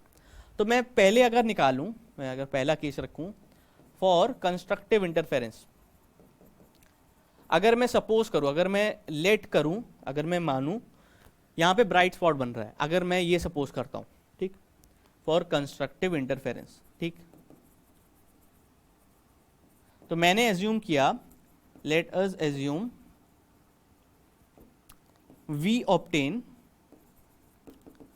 फर्स्ट ब्राइट ऑब्टेन कर रहे हैं पी पे, एट पी, हम पी पे फर्स्ट ब्राइट ऑब्टेन कर रहे हैं। मान लो मैं एज्यूम करता हूं, ये मैंने एजम्पशन लिया है, ठीक, कि पी पे अगर मेरे को फर्स्ट ब्राइट मिल रहा है, तो फर्स्ट ब्राइट के लिए पाथ डिफरेंस क्या होता था, path difference for first bright, याद करो। देखो सेंट्रल के लिए तो 0 होता था, अब यहाँ पे थोड़ा सा रिवाइज कराऊं, देखो पाथ डिफरेंस क्या हो सकता है, 0 हो सकता है, लैम्डा हो सकता है, 2 लैम्डा हो सकता है, 3 लैम्डा हो सकता है, यही तो होता था, ये सब हमने निकाले हैं, ठीक। तो ये जो 0 है, लैम्डा है, 2 लैम्डा है, 3 लैम्डा है, देखो ये क्या है। अब अगर तुम इसमें देखो तो ये एक सेकेंड, हाँ ठीक है, देखो अब अगर ये देखो तो ये 0 हो सकता है, लैम्डा हो सकता है, 2 लैम्डा। 0 कहाँ पे होता है, सेंट्रल ब्राइट के लिए, ये हमने देखा है, 0 हमने देख लिया। 0 कब मिलता था पाथ डिफरेंस, जब सेंट्रल ब्राइट होती थी। तो लैम्डा कब मिलेगा, जब उसके बाद कोई अगली ब्राइट मिले। तो सेंट्रल ब्राइट के बाद अगली ब्राइट कौन सी होती है, फर्स्ट ब्राइट। तो फर्स्ट ब्राइट के लिए पाथ डिफरेंस क्या है, लैम्डा, ठीक। तो यहाँ पे फर्स्ट ब्राइट के लिए पाथ डिफरेंस लिख दोगे लैम्डा, कहाँ गया, हाँ हाँ, फर्स्ट ब्राइट के लिए पाथ डिफरेंस क्या है, लैम्डा है, ठीक। तो यहाँ पे पाथ डिफरेंस की जगह पे क्या लिख दोगे, लैम्डा, ठीक। बाकी सारा formula x D upon capital D. अब मेरे को एक्चुअली में निकालना क्या है, डेरिवेशन किसकी है, ये पोजीशन निकालनी है, इस पोजीशन का फॉर्मूला निकालना है कि मेरे को फर्स्ट ब्राइट सेंट्रल ब्राइट से कितनी दूरी पर मिल रही है, यानी ये एक्स डिस्टेंस क्या है, इसका फॉर्मूला क्या है। तो यानी x का फॉर्मूला निकालना है बेसिकली। तो यहाँ पे x को एक तरफ रखो, बाकी सारी चीज़ों को राइट हैंड साइड उस पर ट्रांसपोज कर दो, तो ये हो जाएगा lambda capital D upon small d. ये रिलेशन आ गया for first bright, first bright का आया है, ये याद रखना। यहाँ पे मैंने वेवलेंथ फर्स्ट ब्राइट की ली है, ठीक। तो ये फॉर्मूला आ गया। अभी ये जनरल फॉर्मूला नहीं आया, ये फॉर्मूला आया है फॉर फर्स्ट ब्राइट। मेरे को फर्स्ट ब्राइट कितनी डिस्टेंस की दूरी पे दी गई है। अब मेरे को क्वेश्चन आएगा तो क्वेश्चन में मेरे को दिया होगा कि लाइट आपकी इतने वेवलेंथ की है, distance between slits and screen इतना है, डिस्टेंस गैप बिटवीन स्लिट्स कितना है। तो ये सारी चीज़ें दी होंगी, तो मैं निकाल लूँगा भाई मेरे को फर्स्ट ब्राइट कितनी दूरी पे मिलेगी। ये फॉर्मूले में ये सारी वैल्यूज़ रखने पे मैं ये निकाल लूँगा कि सेंट्रल ब्राइट से मेरे को फर्स्ट ब्राइट कितनी दूरी पे मिलेगी, ठीक है। तो ये निकाल लिया मैंने, ये हो जाएगा। अब देखो ठीक है, फर्स्ट ब्राइट मिल गई, यहाँ मिल गई, ठीक। फर्स्ट ब्राइट मेरे को इसमें लैम्डा डी अपॉन डी पे मिली, इसको मैं साइड में लिख दे रहा हूँ, ये सब हटा दे रहा हूँ, ठीक।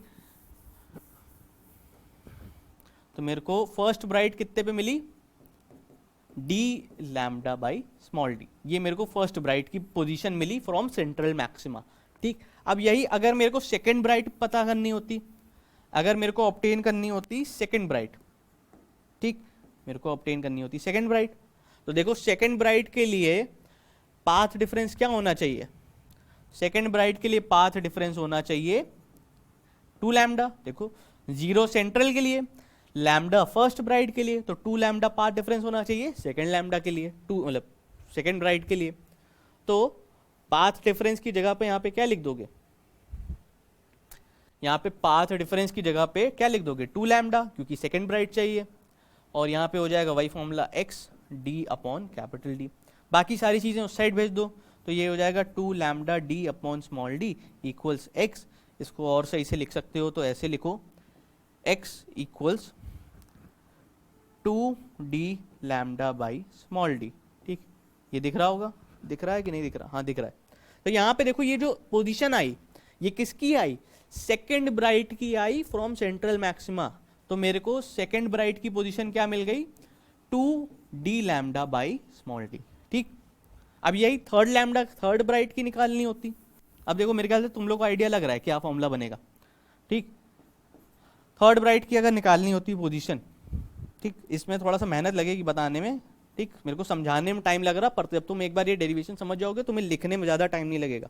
ठीक है, वीडियो मानता हूँ थोड़ी लंबी होगी पर वर्थ इट है। ठीक है, थर्ड ब्राइट मेरे को कहाँ पे मिलेगी? थर्ड ब्राइट के लिए पाथ डिफरेंस हो जाएगा 3 लैम्डा।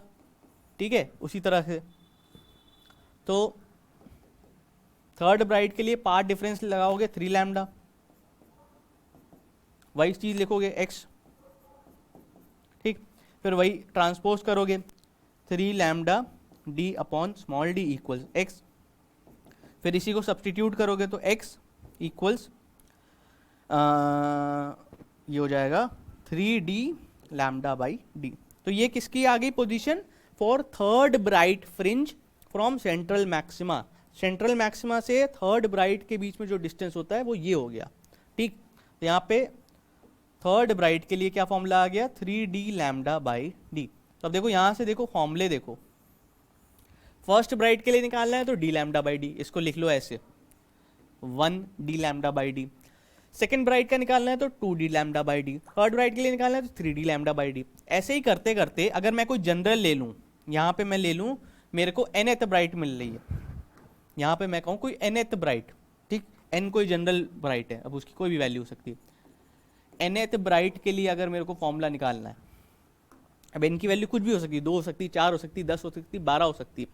तो मेरे को nth ब्राइट के लिए क्या, देखो सीरीज कैसी बन रही है, देखो यहाँ पे बस एक ही चीज तो बदल रही है। फर्स्ट के लिए यहाँ 1 से मल्टीप्लाई होगा, सेकेंड ब्राइट के लिए 2 से मल्टीप्लाई होगा, थर्ड ब्राइट के लिए 3 से मल्टीप्लाई होगा, तो nth ब्राइट के लिए n से मल्टीप्लाई हो जाएगा। तो distance for nth bright from central maxima is given by n d lambda by d। ठीक, वेयर n इज द कौन सी ब्राइट चाहिए वो वाला वैल्यू। ठीक, n is the bright fringe. ठीक, nth ब्राइट फ्रिंज। ठीक, कि कौन सी ब्राइट फ्रिंज चाहिए अपने को। ठीक, n की वैल्यू 1 हो सकती है, 2 हो सकती है, 3 हो सकती है, 4 हो सकती है। ठीक, अगर 0 रख दोगे तो भाई 0 यानी सेंट्रल पे ही मिल रही है। n की वैल्यू अगर तुमने 0 रख दी, कहा कि मुझे 0 ब्राइट फ्रिंज चाहिए, 0 ब्राइट फ्रिंज का मतलब क्या होता है? सेंटर पे, सेंट्रल ब्राइट। तो 0 रख दिया तो तुम्हें 0 ब्राइट फ्रिंज मिल जाएगी, यानी x की वैल्यू 0 हो जाएगी, यानी x की वैल्यू 0 तो यहाँ सेंटर पे मिलेगी। 1 रख दिया तो ऊपर कहीं मिलेगी, 2 रख दिया उसके ऊपर मिलेगी, 3 रख दिया उसके ऊपर मिलेगी, तो तुम्हें पोजीशन मिल जाएगी for bright fringe from central. अब डार्क के लिए भी ऐसा ही रिलेशन होगा और सेम तरीके से फॉर्मूला आएगा। ठीक है, ये इतना समझ में आ गया होगा। तो यहाँ पे देखो डेरिवेशन में क्या लिखना, डेरिवेशन में तुम्हें इतना कहानी नहीं लिखनी, डेरिवेशन में तुम्हें सिर्फ इतना लिखना है, डेरिवेशन में तुम फर्स्ट ब्राइट का निकालना फॉर्मूला, डेरिवेशन में तुम क्या करना, फर्स्ट ब्राइट का फॉर्मूला निकालना। ठीक, obtain first bright, first bright का फॉर्मूला निकालना x equals D lambda by D. Derivation में सिर्फ इतना लिखना, फिर लिखना फॉर nth ब्राइट, फिर डायरेक्ट nth ब्राइट के लिए लिख देना, कोई दिक्कत नहीं, तुम्हें 2, 3, 4, 5 के लिए दिखाने की जरूरत नहीं, तुम डायरेक्ट nth ब्राइट के लिए दिखा देना। तो लिख देना formula x n equals n d lambda by d. ठीक, तो ये फॉर्मूला हो गया for nth position of nth bright fringe from central maxima. किस चीज का फॉर्मूला है? Position for nth bright fringe from central maxima, central maxima से nth ब्राइट फ्रिंज कितनी दूरी पे बन रही है उसका फॉर्मूला। अब डार्क के लिए भी देखो सेम चीज है, डार्क के लिए भी इतना ही लॉजिक लगाना है, डार्क के लिए भी यही है, बस फॉर्मूला पाथ डिफरेंस का फॉर्मूला बदल जाएगा, बाकी चीजें वही रहेंगी। देखना डिस्ट्रक्टिव इंटरफेरेंस यानी डार्क फ्रिंज है, बस होने वाला है ये टॉपिक। ठीक, यहाँ तक तुमने समझ लिया तो बस तुम्हारी चीज़ें क्लियर हो जाएंगी, न्यूमेरिकल्स में भी, डेरिवेशन में भी, हर चीज़ में। ठीक, डिस्ट्रक्टिव इंटरफेरेंस फॉर यानी अब देखो मेरे को जनरल फॉर्मूला तो ये है, ये जनरल फॉर्मूला है, ये किसी के लिए मैंने यहाँ पे बताया था शुरू में मैंने कुछ भी अज्यूम नहीं किया है, ब्राइट है डार्क है कुछ भी नहीं, तो ये मेरे पास जनरल फॉर्मूला है। ठीक, यही फॉर्मूला यूज़ करेंगे। तो अब मेरे को निकालना है तो मेरे को लेट अस अज्यूम, मैं अज्यूम कर लेता हूँ, लेट अस अज्यूम मेरे को we obtain first dark at p. तो मैं अज्यूम कर लेता हूँ मेरे को यहाँ पे फर्स्ट डार्क मिल रहा है, मैंने अज्यूम कर लिया कि मेरे को यहाँ पे फर्स्ट डार्क मिल रहा है, ब्राइट नहीं, मैं अब डार्क के लिए निकाल रहा हूँ, तो मैंने अज्यूम कर लिया यहाँ पे मेरे को फर्स्ट डार्क मिल रहा है। ठीक, जो x डिस्टेंस है मैंने अज्यूम कर ली कि मेरे को फर्स्ट डार्क की डिस्टेंस दी है, यहाँ से सेंट्रल से फर्स्ट डार्क कितनी दूरी पे मिलेगी, तो मेरे को उसकी डिस्टेंस दी है, तो मैंने वो निकालना है। ठीक है, तो अब फॉर्मूला क्या था देखो, पाथ डिफरेंस, ये फॉर्मूला आया था अपने पास, path difference equals x small d upon capital d, यही फॉर्मूला आया था। तो अब तुम खुद देखो फर्स्ट डार्क के लिए पाथ डिफरेंस कितना होता है, ऊपर जाओ थोड़ा, मैंने बताया था इसलिए ये रिलेशन बहुत इंपॉर्टेंट है। तो खुद देखो डिस्ट्रक्टिव इंटरफेरेंस के लिए, यहाँ से देखो डिस्ट्रक्टिव इंटरफेरेंस के लिए डार्क जोन के लिए पाथ डिफरेंस देखो, फर्स्ट पाथ डिफरेंस यानी फर्स्ट डार्क कहाँ मिल रहा है, लैम्डा बाई 2 पे। जब पाथ डिफरेंस लैम्डा बाई 2 है तब फर्स्ट डार्क मिल रहा है। अब तुम कहोगे सर जिस तरह ब्राइट में सेंट्रल था, सेंट्रल मैक्सिमा, उस तरह डार्क में सेंट्रल मैक्सिमा क्यों नहीं है? भाई डार्क में नहीं होता। ठीक है, पैटर्न देखो कैसा मिलता है, बीच में एक सेंट्रल ब्राइट, ठीक, उसके ऊपर फर्स्ट डार्क, फिर इसके नीचे फर्स्ट डार्क, फिर यहां पे सेकेंड ब्राइट, ठीक, सेकेंड ब्राइट, नीचे सेकेंड ब्राइट, फिर इसके नीचे सेकेंड डार्क, ठीक, और इसके ऊपर सेकेंड डार्क। ठीक, तो इस तरीके से पैटर्न मिलता है। ठीक, ये पैटर्न है। तो सेंट्रल डार्क होता ही नहीं है, या तो फर्स्ट डार्क होता है फिर सेकेंड डार्क होता है। तो मेरे को फर्स्ट डार्क कितने पाथ डिफरेंस में मिल रहा है, लैम्डा बाई 2 है ना, दिख रहा है इसमें, हाँ इसमें दिख रहा है। तो फर्स्ट डार्क मेरे को कितनी दूरी पे मिल रहा है, लैम्डा बाई 2 दूरी पे मिल रहा है।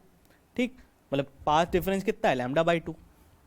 तो यहाँ से फॉर्मूला रखोगे फॉर फर्स्ट के लिए, फर्स्ट के लिए पाथ डिफरेंस की वैल्यू रखो लैम्डा बाई 2, तो जाएगा lambda by 2 equals x D upon capital D.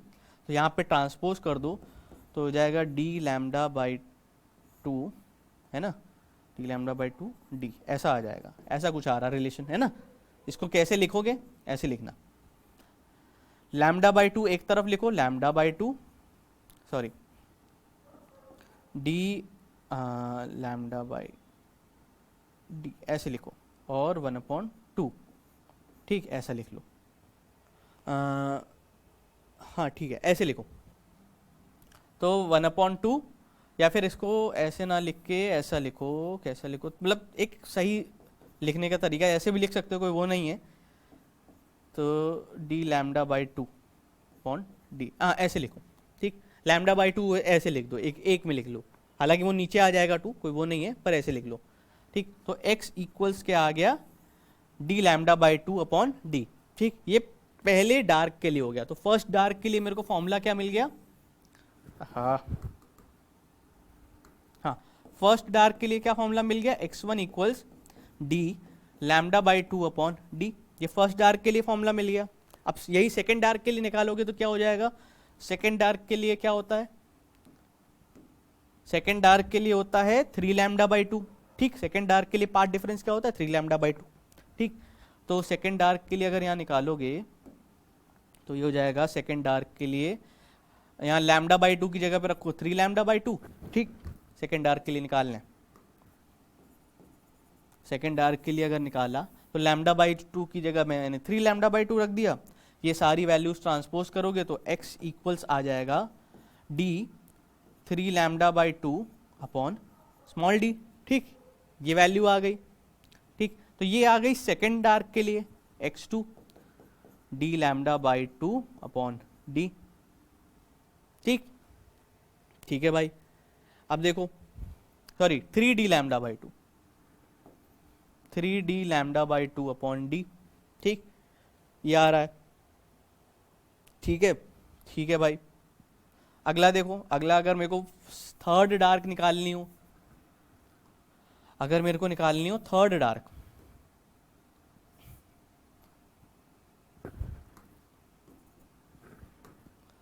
Third निकालनी हो, थर्ड डार्क, थर्ड डार्क मेरे को कहाँ पे मिलेगी, 5 लैम्डा बाई 2 पे। ठीक, तो ये फॉर्मूला हो जाएगा कुछ ऐसा, x equals 5d lambda by 2 upon D. ये हो जाएगा थर्ड डार्क के लिए। तो x3 आ गया, ये 5 यहाँ आ गया था 3d lambda by 2 upon D, ये आ जाएगा 5d lambda by 2 upon D. तो तुम देख रहे हो हर बार ऑड मल्टीपल हो रहा है, पहले 1 है, फिर 3 है, फिर 5 है। तो रिलेशन कैसा होगा, ऑड मल्टीपल। ठीक, तो अब देखो कैसे इसको तुम लिखोगे, इसको लिखने के तरीके तुम्हारे अलग अलग हो सकते हैं। ठीक, तो तुम इसका अगर जनरल लिखना चाहो तो लिख सकते हो 2n-1, ठीक, D lambda by D lambda by 2, ठीक, ऐसे लिख सकते हो, ठीक। हाँ, ठीक, 2n-1, अब देखो 1 n की वैल्यू 1 रखोगे तो यहाँ 1 आएगा, फिर D lambda by 2 upon D, ठीक, फिर n की वैल्यू 2 रखोगे, सेकेंड ब्राइट सेकेंड डार्क, तो 3 लैम्डा 3, यहाँ इसकी वैल्यू 3 आएगी, तो डी लैम्डा 2 बाई डी, ठीक, ये वैल्यू यहीं रहेगी।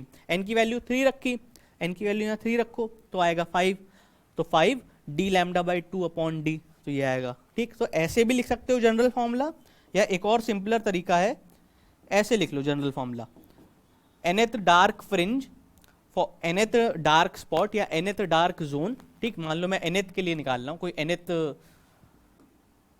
nth डार्क फ्रिंज के लिए निकाल रहा हूँ, nth डार्क फ्रिंज के लिए निकाल रहा हूँ, तो फॉर्मूला हो जाएगा ये, इसको ऐसे भी लिख सकते हो, ये भी जनरल फॉर्मूला है, पर इसको और सिंप्लीफाई करो तो ये ऐसा बन जाएगा n-1/2 d lambda by T, ये ज़्यादा सिंपल होगा याद रखने के लिए, ठीक है, ये याद रख लो, कुछ किया नहीं है मैंने, 2 को अंदर मल्टीप्लाई कर दिया, यहाँ 1/2 जो है इसको अंदर मल्टीप्लाई कर दिया, तो n से कैंसिल हो गया, यहाँ 1/2 आ गया, ठीक, बस वो अंदर कॉमन ले लिया यहाँ से, या फिर ये कह लो कॉमन ले लिया, ठीक है। तो ये फॉर्मूला ज़्यादा सिंपल है, दोनों फॉर्मूले सेम है, वैल्यू सेम आएगी, बस ये थोड़ा अलग तरीके से लिखा है, ये थोड़ा अलग तरीके से लिखा है, ये ज़्यादा सिंपलर है, ये थोड़ा कॉम्प्लेक्स है, ठीक। तो ये वैल्यू आ गई फॉर nth डार्क फ्रिंज, ये फॉर्मूला आ गया। तो nth ब्राइट फ्रिंज के लिए देखो क्या फॉर्मूला है, n d lambda by d, where n की वैल्यू कैन बी 0, 1, 2, 3, 4, 5, ठीक। और nth डार्क फ्रिंज के लिए क्या फॉर्मूला है, n-1/2 d lambda by d, ठीक। ये फॉर्मूला याद रखना। अब यहाँ पे अगर तुम्हें डेरिवेशन कॉपी में लिखनी है या एग्जाम्स में लिखनी है तो उसको तुम डायरेक्ट ऐसे लिख सकते हो, पहले फर्स्ट ब्राइट के लिए, फर्स्ट डार्क के लिए बताना, ठीक, फर्स्ट डार्क के लिए बताना कि फर्स्ट डार्क के लिए क्या बनेगा, फर्स्ट डार्क के लिए तुम्हारा ये बनेगा, तो पहले यही लिख लेना, x equals D lambda by 2, ठीक, ये बता देना, बस ये फर्स्ट के लिए हो गया। अब लिख लेना for nth dark, for nth dark zone, तो उसके लिए जनरल फॉर्मूला लिख देना, जनरल फॉर्मूला आ रहा है x n n-1/2 d lambda by d, ठीक। तो बस कुछ अलग नहीं है, देखो डार्क जोन के लिए n-1/2 यानी ऑड मल्टीपल आता है, और ब्राइट जोन के लिए n की वैल्यू आ जाती है, बस, ठीक है, कुछ अलग नहीं है, ठीक। तो यहाँ पे देखो यहीं तक थी इसकी डेरिवेशन, ठीक है, डेरिवेशन ये थी, लंबी थी, थोड़ी सी समझने वाली थी और इम्पॉर्टेंट भी है, ठीक। एक बार थोड़ा सा रिकैप दे देता हूँ, रिवाइज दे देता हूँ ताकि तुम लोग को समझ में आ जाए। वीडियो काफ़ी बड़ी हुई होगी पर समझ रहा हूँ, पर ज़रूरी है ये चीज़, ठीक। देखो, और बनता भी था, नेचुरल क्लास में भी ये 1 घंटे की या 1.5 घंटे की क्लास खींची जाती है, ठीक। नहीं प्ले ना करो यार, एलेक्सा भी पागल हो जाती, प्ले करने लगती, हाँ, ठीक। तो ये पहले हम लोगों ने डायग्राम समझा कि भाई डायग्राम हम लोगों ने बनाया, ठीक, ये सारी रेज बनाई, इस S1 से एक यहाँ P पॉइंट जनरल पॉइंट तक निकली, S2 से जनरल पॉइंट तक निकली, ठीक, ये तीनों रेज ऑलमोस्ट पैरेलल थी, ये कैपिटल D बहुत बड़ा डिस्टेंस है, ठीक, S2A एक पाथ डिफरेंस है, ये एंगल थीटा आया था, कैसे आया था ये भी हमने समझा था, ये है distance between slits small d, और ये है distance between slit and screen capital D, ये सब हमने डायग्राम बना लिया था। फिर हम लोग ने क्या किया था, एक ये ट्राइंगल लिया था S1 S2A, और फिर दूसरा ट्राइंगल लिया था PCO, ये वाला, दोनों में साइन थीटा और टैन थीटा की वैल्यू निकाली थी, टैन थीटा और टैन थीटा की वैल्यू फिर हमने इक्वेट कर दी थी, ये अज्यूम करते हुए कि ये दोनों values trigonometrical ratios almost equal है, ये दोनों इक्वल कर दिए, फिर उससे एक रिलेशन इस्टेब्लिश किया, जो रिलेशन था S2A यानी path difference equals XD upon small capital D। तो इसी रिलेशन को यूज करते हुए, ये जनरल फॉर्मूले को यूज करते हुए हमने 2 स्पेसिफिक केस के लिए फॉर्मूला निकाला। ब्राइट के लिए निकाला कंस्ट्रक्टिव इंटरफेरेंस, कि अगर मान लो इस P पॉइंट पे कंस्ट्रक्टिव इंटरफेरेंस हो रहा है तो ये डिस्टेंस क्या है, या इस P पॉइंट पे डिस्ट्रक्टिव इंटरफेरेंस हो रहा है यानी डार्क जोन बन रहा है तो ये डिस्टेंस क्या है, तो उसके लिए फॉर्मूले निकाले, ठीक। तो वही, ये हमारा फर्स्ट ब्राइट अगर बन रही है तो उसके लिए फॉर्मूला आ गया, ये nth ब्राइट बन रही है, ये nth वाला फॉर्मूला याद रखना, तो इससे तुम सबका निकाल लोगे, ये जनरल फॉर्मूला है, ये ब्राइट के लिए फॉर्मूला है, और डार्क जोन बन रहा है तो उसके लिए ये फॉर्मूला है, ठीक। तो ये सारी चीज़ें थी और बहुत इंपॉर्टेंट थी, ठीक है। तो मेरे ख्याल से तुम लोग को समझ में आया होगा ये चीज़ें, ठीक। नहीं तो एक बार फिर से इस वीडियो को देखना, भले थोड़ा फास्ट फॉरवर्ड में देखना पर देखना, ठीक है, समझने के लिए, ठीक है। तो चलते हैं इसी तरह, थक गया मैं पर फिर भी, ठीक है। तो मेरे ख्याल से समझ में आया होगा, मज़ा आया होगा, मज़ा नहीं भी आया तो समझ में तो आया होगा ना एटलीस्ट, बस वही इंपॉर्टेंट है। मज़ा देने के लिए मैं नहीं हूँ, ठीक है। समझ में आ रहा है, बस वही ज़रूरी है। चलते हैं फिर, good night, bye bye, tata, see you. खुश रहो, आबाद रहो, जिंदाबाद रहो।